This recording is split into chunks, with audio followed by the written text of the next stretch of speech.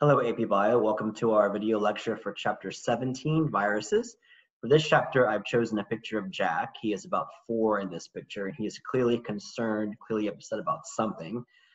It wasn't viruses in this picture, but seeing as how viruses are a major cause of disease for humans and the cause of, I don't know, things like global pandemics, I thought that it was relevant for the picture for this chapter. So what is a virus? So in simplest terms, a virus is basically a protein coat, like a capsule made of protein, and inside that capsule is either RNA or DNA, some kind of nucleic acid.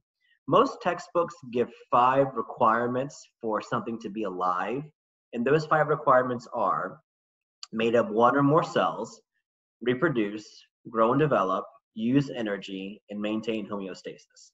Of those 5, does a virus meet those 5? Well, viruses are not made of 1 or more cells, so right there, viruses are not considered to be living. Can a virus reproduce? Well, they can, but they need a host cell. They can't reproduce on their own. Can they use energy? With a host, they can. Can they grow and develop? With a host. Can they maintain homeostasis? Maybe you could argue that. That would be a bit of a stretch, though. But viruses are not made of 1 or more cells. So a virus is not living, all right? However, because they affect and infect things that are living, they definitely are something that life has to be concerned about. This just shows some kind of image of a virus. They come in all kinds of shapes and sizes. We'll get to more of those in a minute. So, like I said, a virus is an infectious particle. The nucleic acid inside the protein coat, it's either DNA or RNA, and it can be single-stranded DNA or double-stranded DNA, and the same for RNA. So there's 4 different types using this category: single or double-stranded RNA or DNA. The COVID-19, the coronavirus that's been in the news a lot lately, is actually an RNA virus. It's a single-stranded RNA virus. We'll come back to how those work in a minute. So just some vocabulary. The capsid is what you call the protein coat or the protein shell that encloses the DNA. Some viruses also have membranes around the protein coat that helps them to infect cells. In some cases, the membrane envelope could have come from the cell that had been infected before it was killed.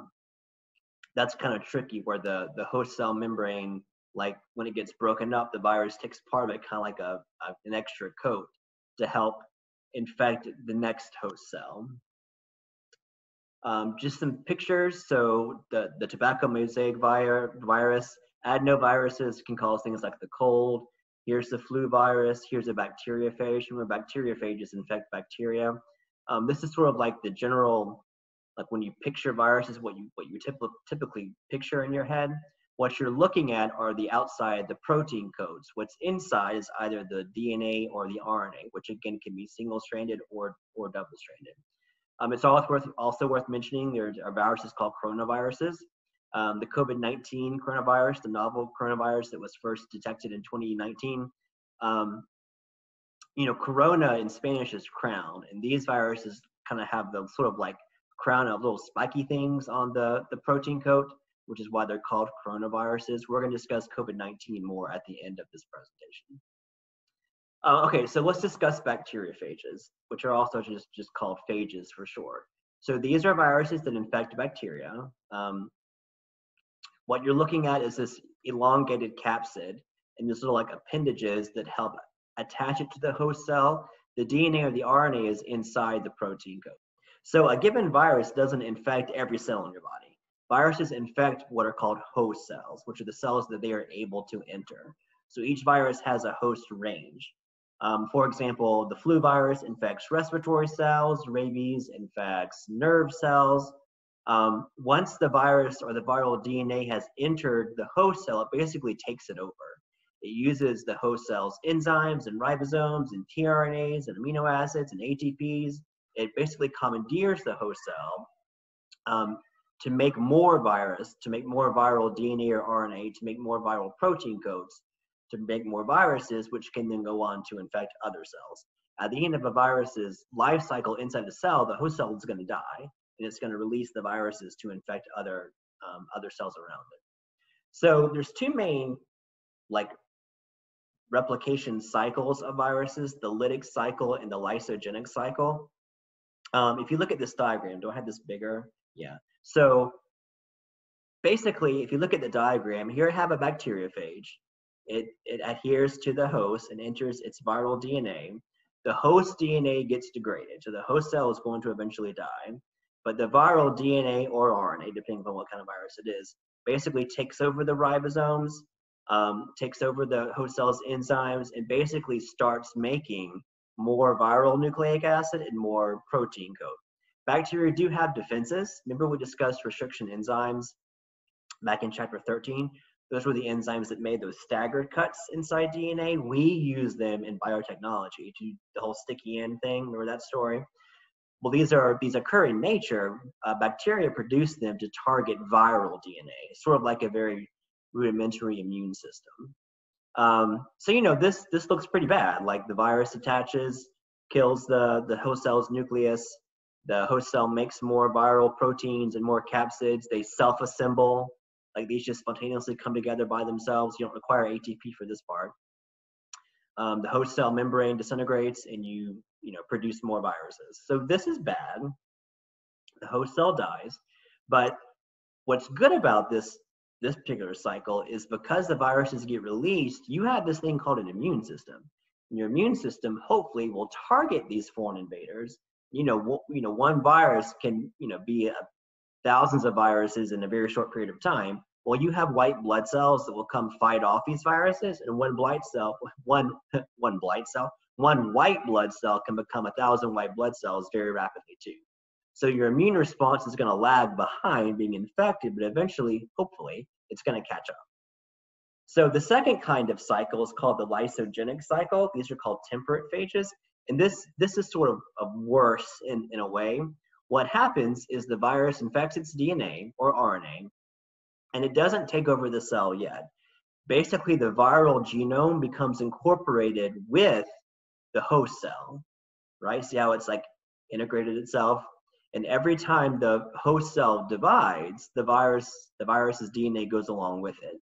So this cell got infected, and maybe years later, that one cell is now millions of cells that have the viral DNA in it. And for whatever reason, usually it's an environmental trigger. Usually it's when the organism is immunocompromised. Maybe it's sick with something else, or it's stressed.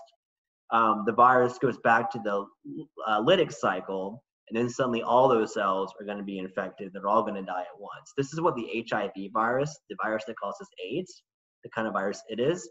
The herpes virus, the one that causes cold sores, is also a temperate virus.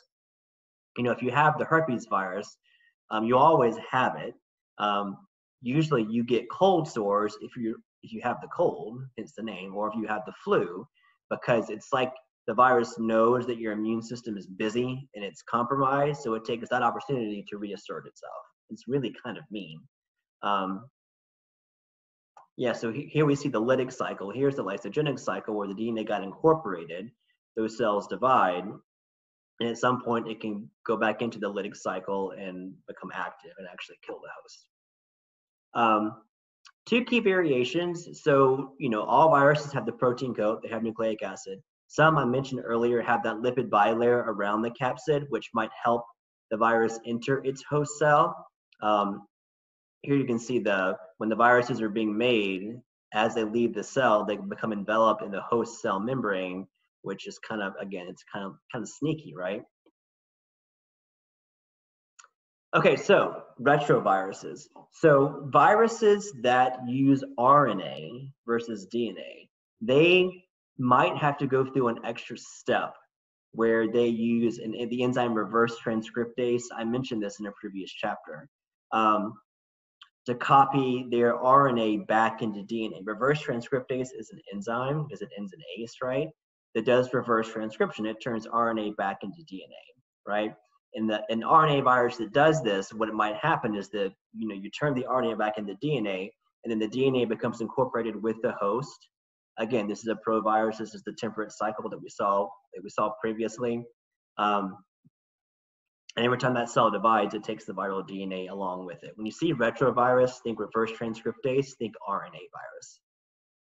The HIV virus, I mentioned this earlier, is an RNA virus. It's a retrovirus. So quick story with AIDS. So HIV is a virus. AIDS is what you call the syndrome. You know, why there's a different name. Like the chickenpox virus causes chickenpox, right? Why does HIV and AIDS, why do they have separate names? Well, let me tell you what happens with HIV. So HIV is a virus. The host cell are white blood cells, specifically a kind of white blood cell called a helper T cell. In your white blood cells, remember, actually we haven't discussed this before, this is a later chapter.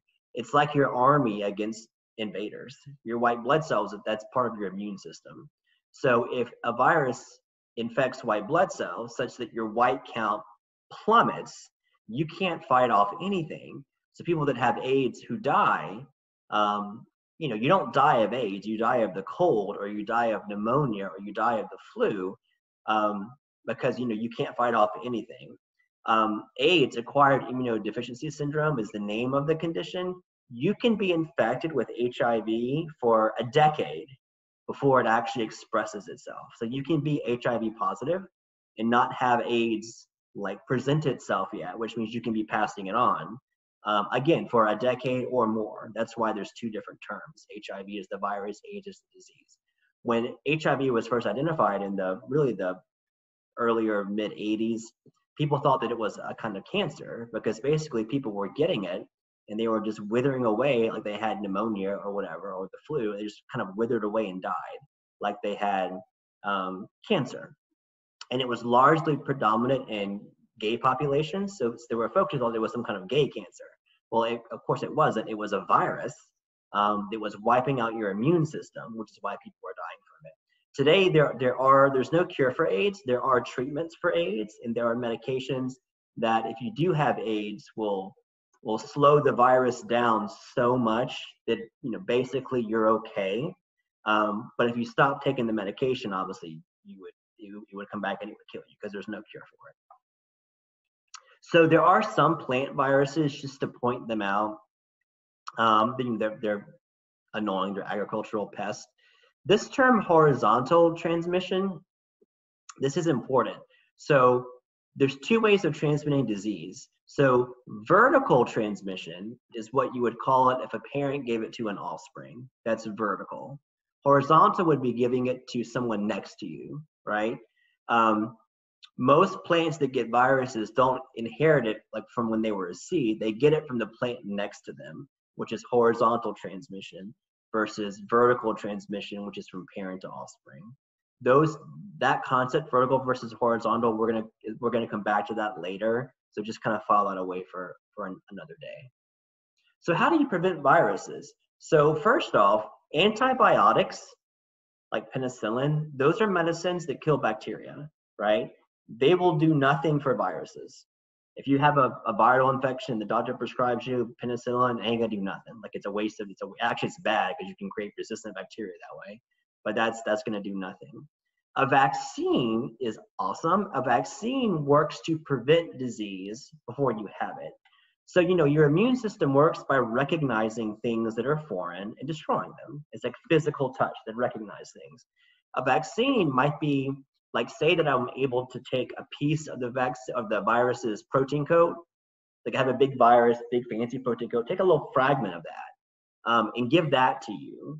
Will that make you sick? No. Will you fight it off? Yes, because it's foreign. So if you become immune to a piece of the protein coat, fantastic. If you later see the actual virus, you know, then you're okay. Once you have the disease, if I give you the vaccine, it's too late, right?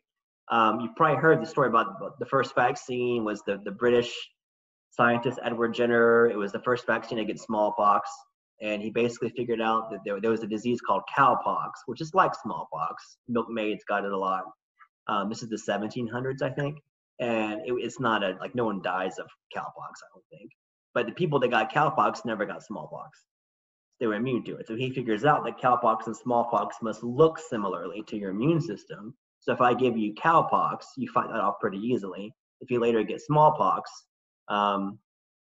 you know, you're not going to get it. If you're exposed to it, you won't get it.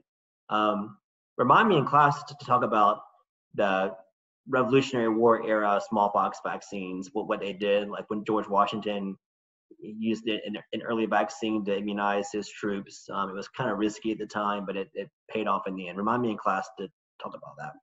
Antiviral drugs like AZT those are drugs that slow down viruses. AZT is a drug prescribed for people that have HIV. They're treatments, but they're not cures. All right. While we're doing it, let's just list things that are viruses. So the cold is a virus, the flu is a virus, rabies is a virus, herpes is a virus, smallpox is a virus, Ebola is a virus, HIV is a virus, COVID-19, coronaviruses are viruses. Things that are bacteria, like, well, actually pneumonia can be bacterial or viral, but like strep throat is a bacteria. Okay. We mentioned in the previous chapter this how some viruses can cause cancer. We discussed this actually in chapter 16. Hepatitis B can cause liver cancer. We discussed the story about how HPV can cause cervical cancer. So, kind of ironic. So this chapter ends by talking about emerging viruses, and it mentions in 1999 there was there's a virus called West Nile virus that's carried by mosquitoes that sort of presented itself in North America. It spread throughout North America pretty rapidly. You can control West Nile because it's carried by mosquitoes. If you like spray against mosquitoes, you slow down West Nile big time. Like you don't have West Nile in Maine because there's no mosquitoes in Maine. You have it, say, in Florida. In 2009, there was an outbreak of the H1N1 flu. I've taught students before who had H1N1, and they said it was like having a bad flu. The word pandemic, which is a word that I'm sure you all know what pandemic means, is when you have a virus that spreads basically globally. So an epidemic would be it spreads locally, like even across a nation. The root pan means all. So a pandemic would mean it spreads everywhere. How do viruses emerge? So viruses can jump between hosts. So if I have an existing virus, like the coronavirus, COVID-19, that infects bats or whatever kind of mammal, and it mutates to where it can now infect human cells, then suddenly you have a new human virus.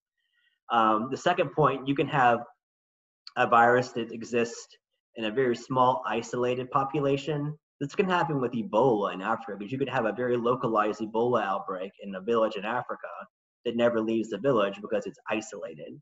But if people from that village go elsewhere, or someone comes there and spreads it to larger populations, especially to cities, that's obviously a problem. And this last point is what I said. Lots of viruses originate from animals, and the virus mutates and then infects humans.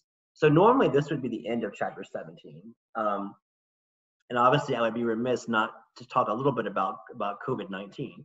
So it's interesting, just fun fact. So when I make these videos, like I really try and not date them. Like I don't want to make a video where it's obvious when it was made. So if I use this video 5 years from now, the kids aren't like, oh, that video is outdated. Maybe they might have gray in my beard, might give it away. But like I specifically try and not like say things that are going on in the news. But you know, it would be silly not to mention, I'll just tell you, today is July the 11th, 2020. And it was about 4 months ago that school, basically on a day, the next day school was virtual. School was closed in March of 2020, and they stayed closed throughout the rest of that school year. We did virtual school, which sucked, but we got through it. It was interesting doing AP Bio that way with how they changed the AP exam, but we did fine. We survived it. And again, I would be remiss not to say that, we're in the middle of July. School's supposed to start in about 5 or 6 weeks, and every day, 100 times a day, I'm thinking about what the fall is going to look like. Like, how am I going to do AP Bio? That's why I'm making this video right now, to be honest, in case I don't see the kids. If we had to go back virtual, I want to have these videos. So, I can't pretend like I'm not right now in the middle of a global pandemic, right? Because I am. So let's just talk about COVID-19. So the last slide in this PowerPoint has a link to it, and the link is to an article. Don't worry, I'm not going to read the whole thing to you, but there's part of it that I actually do want to read to you. This is from Science, which is a great magazine, and this was published April 17th, 2020.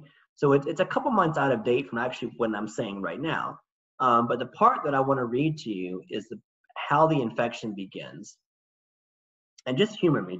I'm just going to read it to you like it's a bedtime story, right? This is story time with Mr. Coon.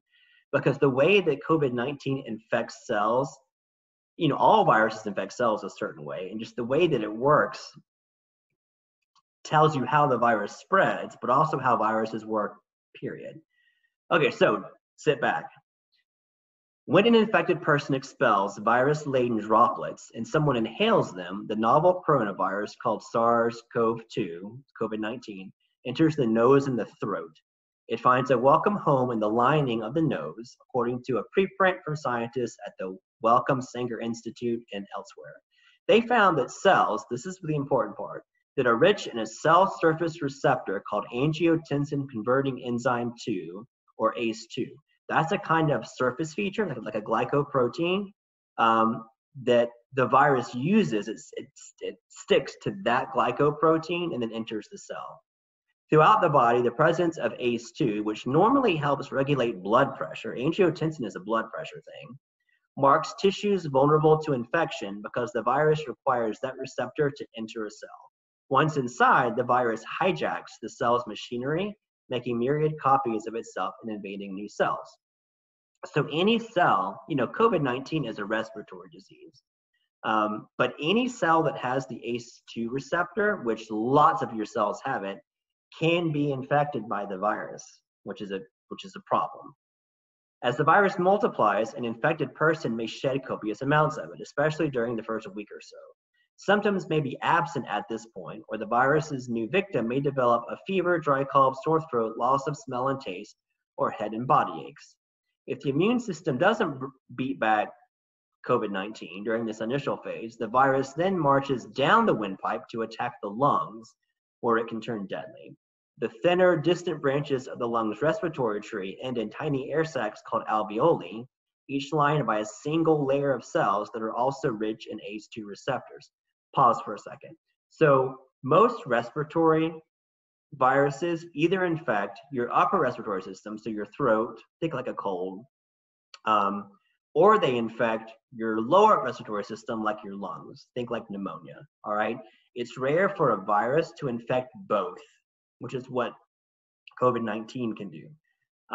For people who it never goes to their lungs, good for you. You might have pretty mild symptoms, but if it does go to your lungs, that's when things get serious. Normally, oxygen crosses the alveoli into the capillaries, tiny blood vessels that lie beside the air sacs. The oxygen is then carried to the rest of the body, but as the immune system wars with the invader, the battle itself disrupts this healthy oxygen transfer. Frontline white blood cells release inflammatory molecules called chemokines, which in turn summon more immune cells that target and kill virus-infected cells, leaving a stew of fluid and dead cells, pus, behind. This is the underlying pathology of pneumonia with its corresponding symptoms, coughing, fever, and rapid shallow respiration. Some COVID-19 patients recover, sometimes with no more than oxygen breathed in through nasal passageways. But others deteriorate, often quite suddenly, developing a condition called acute respiratory distress syndrome. Oxygen levels in their blood plummet as they struggle even harder to breathe. On x-rays and computed tomography scans, their lungs are riddled with white opacities where black space, air, should be. Commonly, these patients end up on ventilators, many die. Autopsies show their alveoli become stuffed with fluid, white blood cells, mucus, and the detritus of destroyed lung cells. So a couple things to unpack there. So a concept I should have mentioned earlier in this video, when you get sick with anything, oftentimes the virus isn't what makes you feel bad. Oftentimes it's your immune system that makes you feel bad. So like a fever, a virus doesn't cause a fever. Your body causes the fever to try and get rid of the virus, right? So feeling sick, your body needs to fight off the invader, but feeling bad is largely because of what your immune system is doing to fight off the virus, right? Now, if it did nothing, the virus would eventually kill all your cells or all the host cells and you would die. So this needs to happen. But when you feel sick, it's your immune system making you feel sick a lot of the times. Another point that I want to make, these chemicals called chemokines, or sometimes called cytokines, those are chemicals that your body, your immune system produces to produce what's called an inflammatory response, which is, that's like getting poison ivy or getting a mosquito bite. There's an inflammatory response. That's your body's response to fight off whatever the invader is. Your immune system can go too far, and the inflammatory response itself could start damaging your own cells. Now, you know, a mosquito bite, getting rash, you're not going to die from that. But if your lungs start to do that way, those one cell thick alveoli, and you know, if those start to get clogged, you can't transfer oxygen from the air into your lungs, and that's a problem. When fluid starts to build up, you know, pneumonia in this case is a bacteria, right? Is a bacteria that likes fluids that are just hanging out. So when your lungs start to fill with those fluids, then that encourages pneumonia to come. This little interactive just shows all the things that COVID-19 can infect: your brain, your eyes, you can get pink eye, your nose, your lungs, heart and blood vessels, your liver, your kidneys, your intestines. It's not just your respiratory system. In serious cases, COVID-19 lands in the lungs and can do deep damage there. But the virus, or the body's response to it, can enter many other organs. Scientists are just beginning to probe the scope and nature of that harm. Click on an organ for more information. All right, I'm going to skip that for now. Some clinicians suspect the driving force of many gravely ill patients' downhill trajectories is a disastrous overreaction of the immune system known as a cytokine storm, which other viral infections are known to trigger. Cytokines are chemical signaling cytokines are chemical signaling molecules that guide a healthy immune response, but in a cytokine storm, levels of certain cytokines soar far beyond what's needed, and immune cells start to attack healthy cells. Blood vessels leak, blood pressure drops, clots form, and catastrophic organ failure can ensure. If that happens in your lungs, that's a huge problem. Some studies have shown elevated levels of these inflammation-inducing cytokines in the blood of hospitalized COVID-19 patients. Quote, the real morbidity and mortality of this disease is probably driven by this out-of-proportion inflammatory response to the virus, says Jamie Garfield, a pulmonologist who cares for COVID-19 patients at Temple University Hospital. But others aren't convinced. There seems to have been a quick move to associate COVID-19 with these hyperinflammatory states. I haven't really seen convincing data that that is the case, says Joseph Levitt, a pulmonary critical care physician at the Stanford University School of Medicine. He's also worried that efforts to dampen a cytokine response could backfire. Several drugs targeting specific cytokines are in clinical trials in COVID-19 patients, but Levitt fears those drugs may suppress the immune system that the body needs to fight off the virus. Quote, there's a real risk that we may allow more viral replication, Levitt says. And I'm going to end with this. Meanwhile, other scientists are zeroing in on an entirely different organ system that they say is driving some patients' rapid deterioration, the heart and the blood vessels. So even at the end of this part that I read, there's still, you know, not 100% consensus on what's going on. But I wanted to go through that because not only is that relevant to what at least I'm living in right now, but also as to how viruses work in general. Okay, so that's enough for one video. So I hope that was helpful, and I will see you guys next time.